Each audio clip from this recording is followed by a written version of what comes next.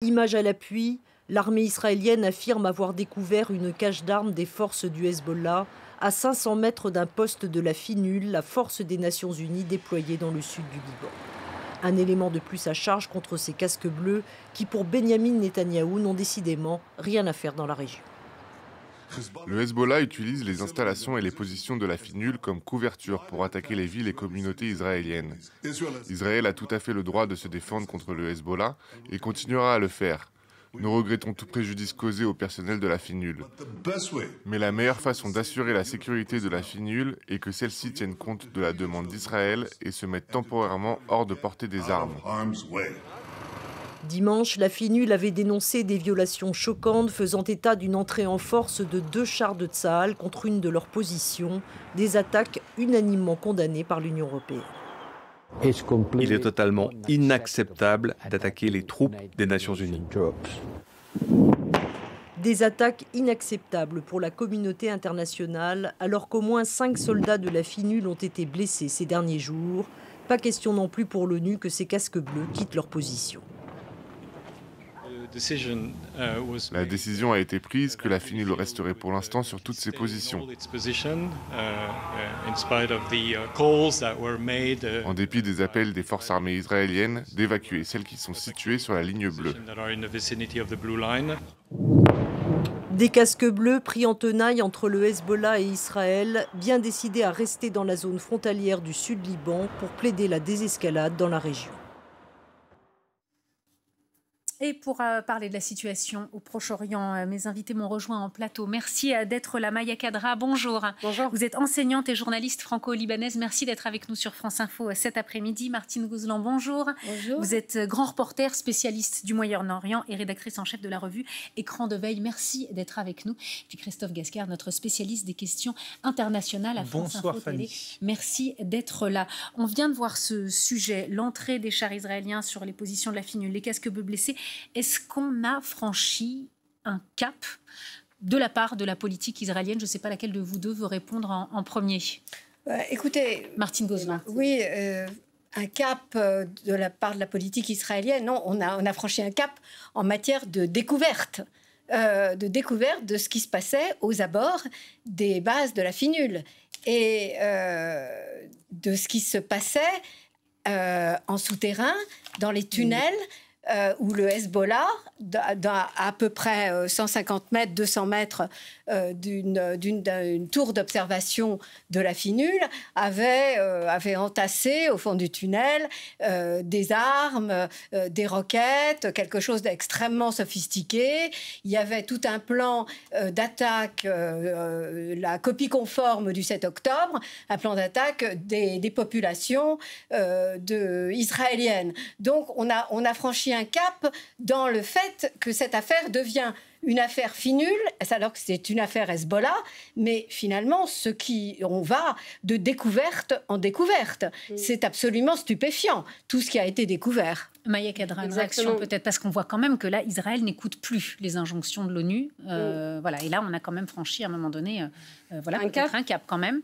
Alors, le cap a été franchi quand il y a eu l'incursion terrestre, déjà, parce qu'il y a beaucoup d'analyses, de spécialistes aussi de cette région qui disaient non, en fait, Israël atteint ses objectifs en bombardant d'une manière chirurgicale, que ce soit des positions militaires du Hezbollah, ou bien des bases de lancement de missiles, ou bien tout l'état-major qui a été décimé du Hezbollah. Donc, évidemment, militairement parlant, c'est un cap qui est franchi. Après, comme Martine a dit, ça a démasqué le Hezbollah.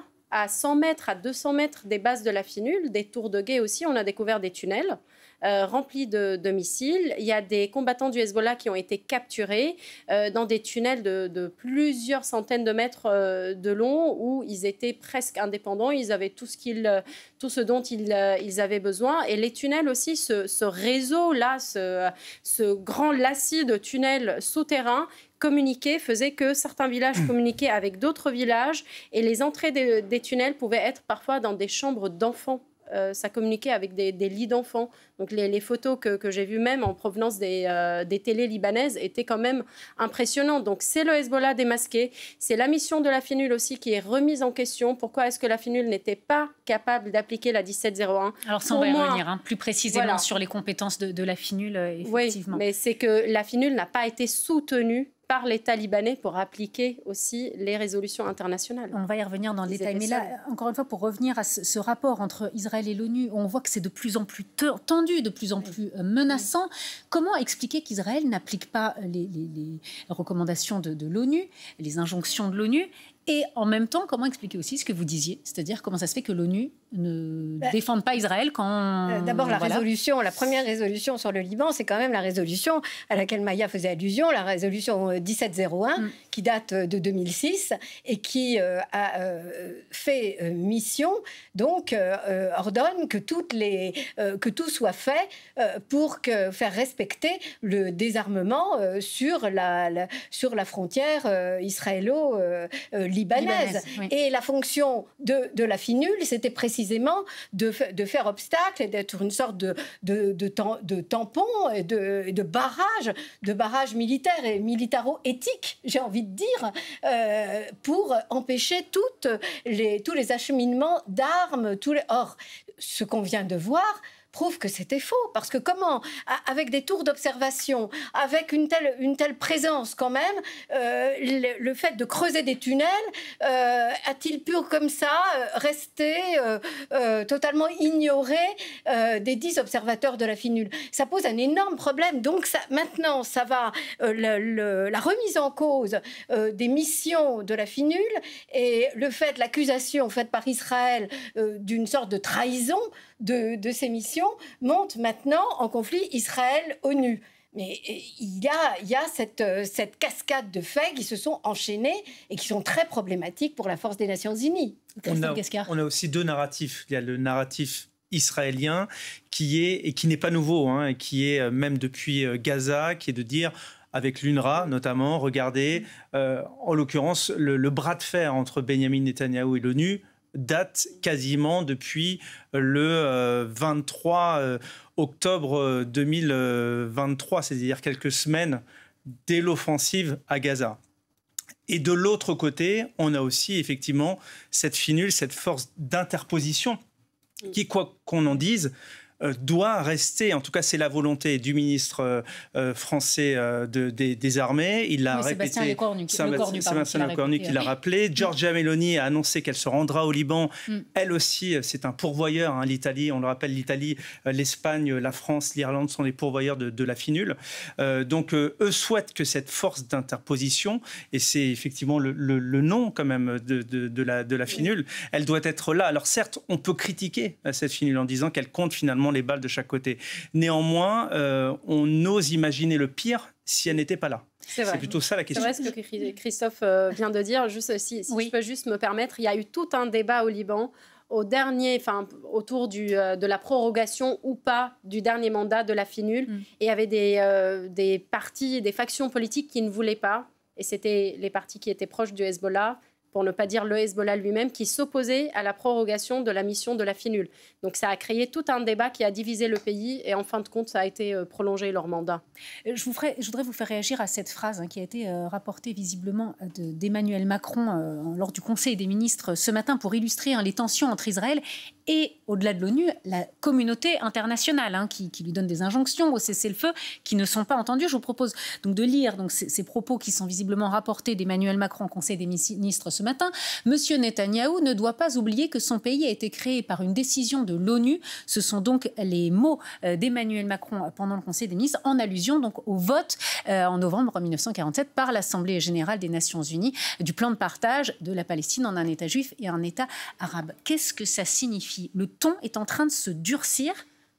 Comment interpréter cette phrase d'Emmanuel Macron ? Il s'est déjà durci depuis de longues semaines, j'allais dire de longs mois. Rappelons... de la part d'Emmanuel Macron. Rappelons quand même que juste après le 7 octobre, il était l'un des premiers à aller voir en Israël et à affirmer son soutien au peuple d'Israël, ce qui est toujours le cas aujourd'hui. Néanmoins, là aussi, les rapports se sont considérablement durcis, à la fois avec Benjamin Netanyahou, mais la même chose entre Joe Biden et Benjamin Netanyahou, parce qu'il commence une guerre, mais on ne sait pas où il va, et on l'a répété depuis le début. C'est-à-dire que commencer une guerre, c'est très bien, mais il faut connaître ses objectifs finaux. Et en l'occurrence, on ne sait pas vraiment où il veut aller. On a tous conscience, et ici autour de la table, et les plus grands experts le disent, qu'une idéologie, on n'arrive pas à la anéantir et qu'aujourd'hui, Israël est face à 7 fronts. Le problème, c'est qu'en fait, Benjamin Netanyahou, aujourd'hui, il jure sur... en tout cas, il participe d'un État guerrier qui est de se dire, j'ai une fenêtre de tir qui est au moins jusqu'au 4 novembre. 4 novembre, les élections américaines. Et à partir de là, le narratif, encore une fois, c'est le narratif israélien. C'est de dire, voilà, le Hezbollah préparait des attaques similaires au 7 octobre et nous ne voulions pas que ça arrive à ce moment-là. L'histoire jugera, mais nous, on est là aussi pour être observateurs. Et encore une fois, je le répète, on est observateurs dans un conflit qui est compliqué, sur lesquels nous sommes autorisés à aller dans certains endroits et nous ne sommes pas autorisés à aller dans d'autres endroits. Donc on a des reporters au Liban, on a des reporters en Israël, on ne peut pas aller à Gaza, par exemple. Donc rappelons-le aussi qu'on est dans une guerre qui est hybride, très compliqué, avec des enjeux où il faut vraiment mettre de la nuance partout. Et on ne peut pas vérifier aussi toutes nos informations, ce qui est aussi très compliqué pour nous. Je vous propose juste qu'on avance un petit peu, parce qu'on parlait beaucoup de la finule et de ses prérogatives. Je voudrais qu'on fasse le point, justement, pour savoir de quoi on parle concrètement. Elle a été mise en place il y a plus de 40 ans maintenant, au départ pour garantir le maintien de la paix. Quelles sont ses prérogatives très concrètement? On voit cela avec Séverine Larouille et évidemment, on en parle juste après. La finule, la force intérimaire des Nations Unies au Liban, est déployée dans le sud du pays, comme sur cette base de casques bleus. La finule a été mise en place en 1978, en pleine guerre civile libanaise. Et sa mission première, c'est le maintien de la paix, car elle n'est pas une mission militaire. Nous, notre mission n'est pas de répondre. La mission de la finule est bien d'observer et de faire remonter les informations par la finule à New York. La finule remplit en fait un rôle de témoin. La force déploie 10 500 personnes, dont 9 500 soldats. L'Indonésie est le principal contingent avec environ 1200 personnes, contre 560 pour la France. Son mandat consiste à confirmer le départ des troupes israéliennes du sud du Liban, à rétablir la paix et la sécurité internationale, et à aider le gouvernement libanais à restaurer son autorité dans la région. Un mandat mis à mal par les derniers événements. Le mandat, il est évidemment contraint. Comme je vous l'ai expliqué, c'est les conditions politiques qui dictent, qui ont une influence forte sur l'exécution de la mission. La finule demeure utile et active dans la mise en œuvre de ce mandat. Ces forces de la finule sont déployées sur la ligne bleue. Cette ligne, tracée en 2000 par les Nations Unies à la fin de l'occupation du Liban par Israël, et qui remonte jusqu'au plateau du Golan. Le Liban conteste 13 points de cette frontière. En 45 ans, la finule a réussi à faire respecter certaines clauses de son mandat. Mais elle n'est pas parvenue à désarmer le Hezbollah, ni à accompagner le déploiement des forces armées libanaises au sud du pays. Maya Kadra, je rappelle que vous êtes enseignante et journaliste franco-libanaise. Comment est perçue cette finule de la part des Libanais ?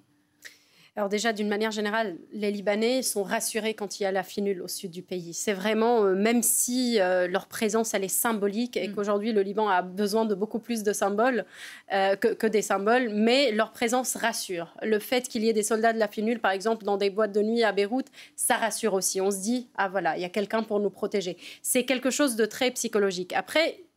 plus concrètement, la finule, elle a vu ses prérogatives s'élargir en 2006, c'est-à-dire lors du vote de la 1701. Je me permets de vous interrompre parce que vous dites ils sont rassurés, mais là on voit en direct des images de Beyrouth, de frappes israéliennes, on imagine, qui visent donc la ville de Beyrouth.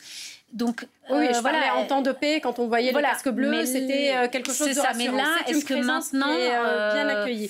Aujourd'hui, les Libanais, ils voient de plus en plus, et ils le découvrent avec la découverte de cet arsenal du Hezbollah dans le sud, à quelques mètres de certaines positions de la finule, qu'ils n'ont pas réussi à désarmer le Hezbollah, mais ça, c'était connu. Et surtout, donc, je rappelais l'élargissement des prérogatives de la finule après 2006, donc quand la 1701 a été votée. La 1701 1701 a donné à la FINUL, ou bien elle lui a assigné la mission de désarmer le Hezbollah, de faire des contrôles aussi au port et à la frontière pour éviter toute forme de contrebande aussi. Ils ont même été formés par des officiers allemands pour réguler tout ce qui est transit au niveau des ports et contrôler les cargaisons qui arrivaient, surtout dans les ports du Sud, à Nakoura et autres. Et la FINUL n'a pas réussi à remplir ces nouvelles missions. Pourquoi? Alors pour plusieurs raisons. Premièrement, l'État libanais ne l'a pas soutenu parce que la mission de la FINUL, c'est intimement lié à la coopération de l'État libanais et de l'armée libanaise. L'État libanais n'a pas vraiment contribué à cette mission-là.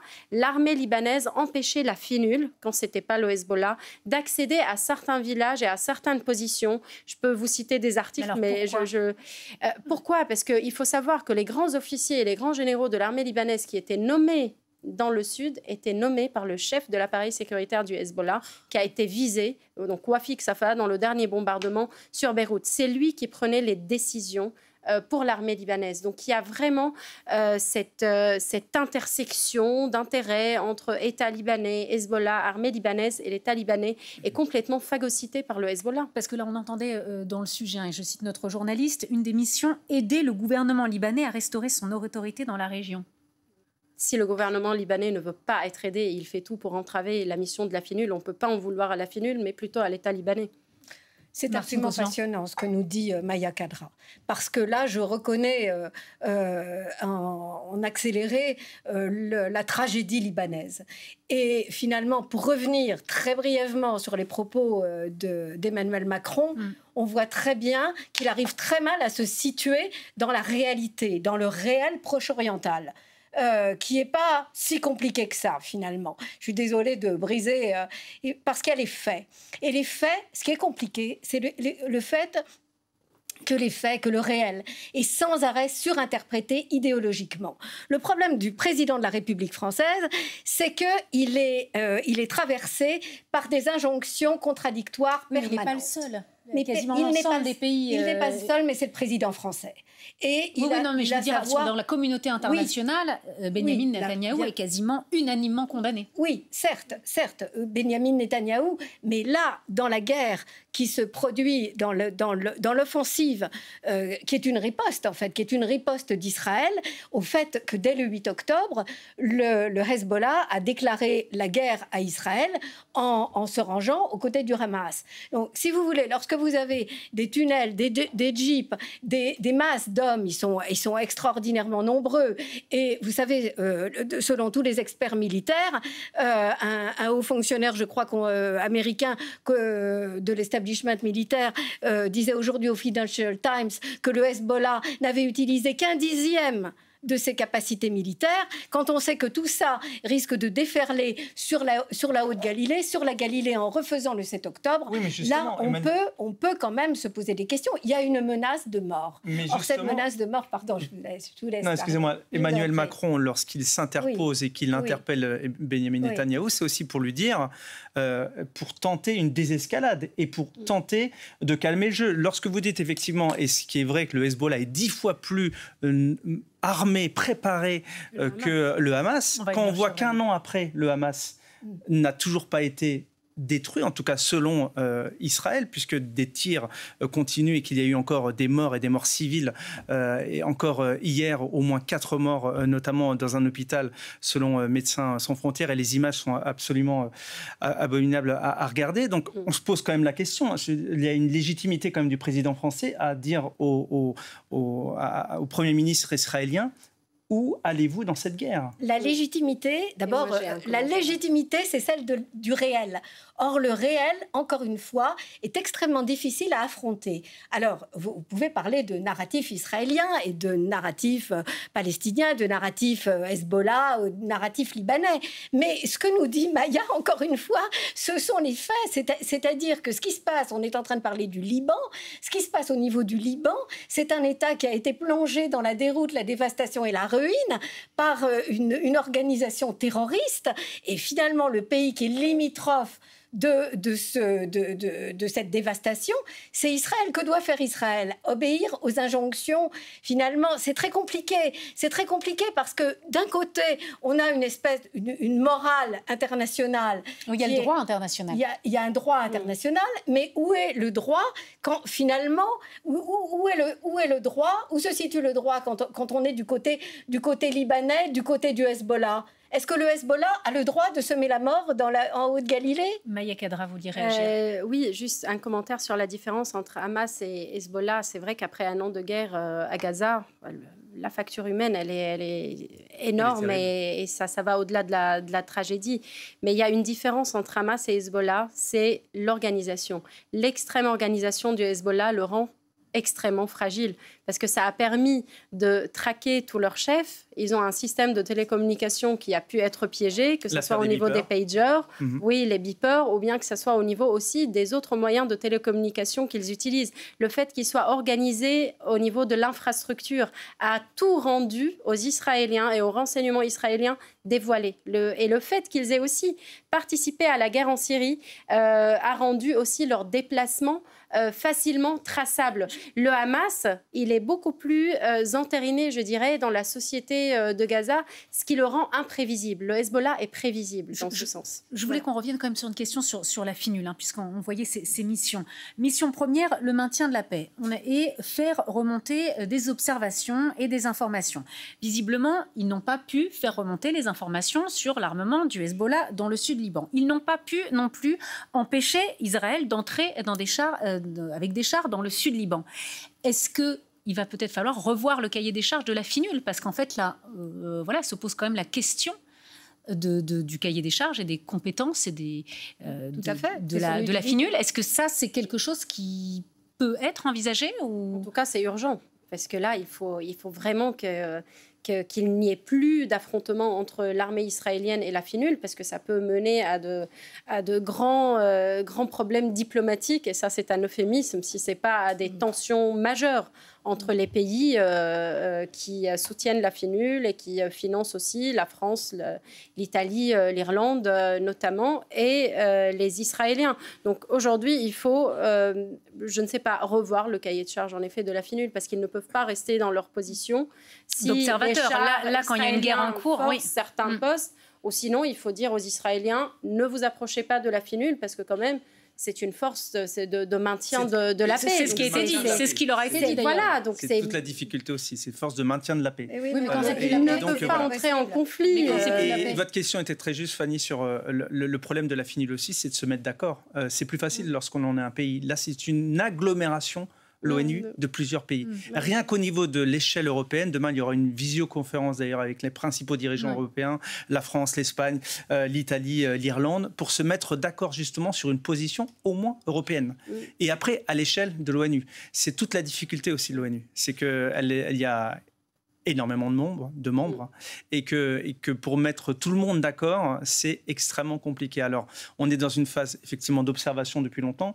Lui donner une autre mission, moi je suis d'accord, tout le monde est d'accord aussi, mais déjà la résolution de 2006, la 1701, n'a pas été appliquée. Alors, on peut très bien en donner une nouvelle et dire un 1702 ou donner un autre numéro, mais si ça ne change rien concrètement... Alors, en tout cas, là, on apprend la part de nos confrères de l'AFP que Giorgia Meloni affirme qu'un retrait de la finule dicté par Israël constituerait une grave erreur. Elle se rendra d'ailleurs vendredi au Liban.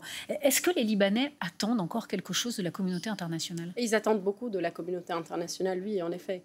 Ils attendent déjà qu'il y ait une certaine forme de pression internationale pour que les résolutions issues du Conseil de sécurité de l'ONU soient appliquées. Et on remonte à 2004, la 1559, qui déjà demande le désarmement et exige le désarmement de toutes les milices qui sont présentes sur le sol libanais. La 1680 qui exige la délimitation des frontières. Comme ça, il n'y a plus de différend entre le Liban et Israël sur la frontière. C'est le Hezbollah qui entravait l'application de ces résolutions. On se demande pourquoi, parce que si les frontières sont délimitées, on peut résoudre tous les autres différends territoriaux entre les deux pays et éviter beaucoup de guerres, et surtout éviter les drames humains. Parce que ce qui se passe aujourd'hui est un véritable drame au Liban, et c'est une tragédie. Et donc, il faut vraiment qu'il y ait un soutien international Alors on ne peut pas dire pour le gouvernement en place parce que c'est un gouvernement démissionnaire, mais peut-être une certaine forme de pression exercée, et c'est là où la France peut jouer un énorme rôle. Parce notamment le 24 légitimité. octobre prochain, on le rappelle, puisque Paris organisera une conférence internationale pour le Liban, mais surtout il faut mettre la pression pour que le Parlement puisse se réunir et élire un président de la République. Aujourd'hui, le Liban n'a pas d'interlocuteur auprès de la communauté internationale, après 2 ans de vacances présidentielle. Et ça, c'est une aberration démocratique. Alors, on a parlé du Liban et tout à l'heure, on l'évoquait, la situation aussi à Gaza, où la guerre se poursuit. Hier, une frappe israélienne a fait 4 morts, vous le disiez tout à l'heure, Christophe, dans l'enceinte de l'hôpital des Martyrs d'Al-Aqsa. On fait le point avec Marc de Chavron. Scène de panique à l'hôpital des Martyrs d'Al-Aqsa de Der el-Bala. Dans la nuit de dimanche à lundi, une femme est ici miraculeusement sauvée des flammes. Des hommes essaient d'éteindre en vain l'immense incendie, conséquence d'une frappe israélienne sur la cour du bâtiment. Sur certaines vidéos insoutenables que nous avons choisi de ne pas montrer, on voit des personnes brûlées vives, prisonnières du feu. Des explosions suivies de crépitements retentissent. S'agit-il de bouteilles de gaz ou de munitions, comme le laisse entendre l'armée israélienne? Impossible pour nous de le dire avec certitude. L'armée israélienne affirme avoir frappé ici un centre de commandement du Hamas. L'hôpital était un lieu de refuge pour des dizaines de familles de déplacés. On voit ici leurs tentes en train de brûler. Sur les centaines de familles qui avaient trouvé refuge dans la cour, 40 familles ont été touchées. La moitié d'entre elles a perdu leur enfant ou d'autres biens. Le lendemain de la frappe, on découvre l'ampleur des destructions dans la cour de l'hôpital, le désarroi des déplacés. Cette frappe a fait au moins 4 morts et des dizaines de blessés. On parlait tout à l'heure des frappes ciblées israéliennes. Là, on voit qu'on en est visiblement loin. Il y a beaucoup de victimes civiles. Peut-être, Maya Kadra, vous voulez réagir sur la situation à Gaza? À Gaza, ce n'est pas la première fois qu'il y a des victimes civiles. En fait, malheureusement, ça fait 1 an qu'on assiste à des images comme ça, d'où la nécessité d'un cessez-le-feu. Mais il n'y a pas la conjoncture convenable pour qu'il y ait ce cessez-le-feu. Il n'y a pas les conditions réunies, ni du côté israélien, ni du côté du Hamas. C'est-à-dire que jusqu'aujourd'hui, Sinoir, il est caché dans les tunnels de Gaza, très probablement. Il se protège avec les otages.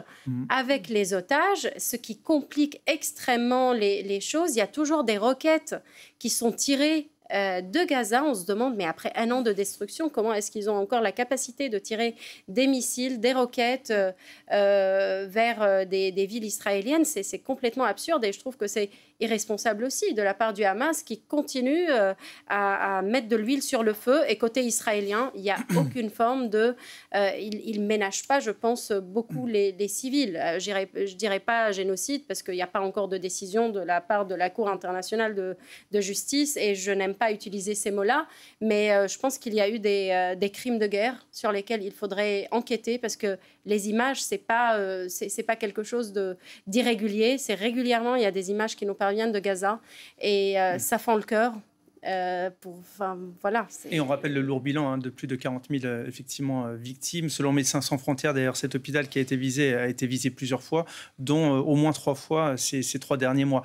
Pourquoi? Là encore, parce que, toujours selon chaque partie, mais selon Israël, l'État hébreu, les terroristes du Hamas se cacheraient au sein de cette population. Mais ça, j'allais dire, malheureusement, on le sait depuis 1 an, mais on peut aussi leur poser la question, leur dire où va la population dans ce cas-là? Parce qu'au début de cette offensive, on s'en souvient, ils ont demandé aux Gazaouis du Nord de descendre vers le Sud. Il y a un moment, ils sont tous dans des tentes, dans des conditions dont on sait qu'ils sont désastreuses, avec une aide humanitaire qui a du mal à arriver. Et où peuvent-ils aller? C'est aussi la grande question. Martine Gozlan. Et après, je voudrais juste qu'on dise un mot d'Iran. Juste, bien sûr, juste un mot. C'est la tragédie des Gazaouis, c'est la victoire du Hamas. C'est-à-dire que plus il y a de morts, auxquels d'ailleurs ils avaient interdit depuis le début de la guerre de gagner les tunnels pour se protéger, ils ont pillé les camions d'approvisionnement, les camions humanitaires qu'Israël laissait passer. Donc plus il y a de morts et plus le Hamas est victorieux. Il est victorieux médiatiquement.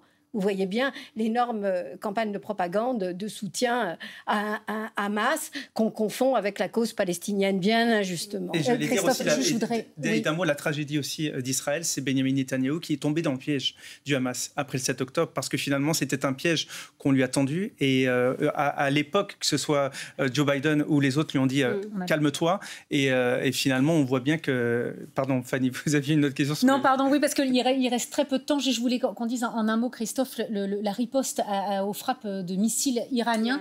Est-ce qu'on sait où ça en est?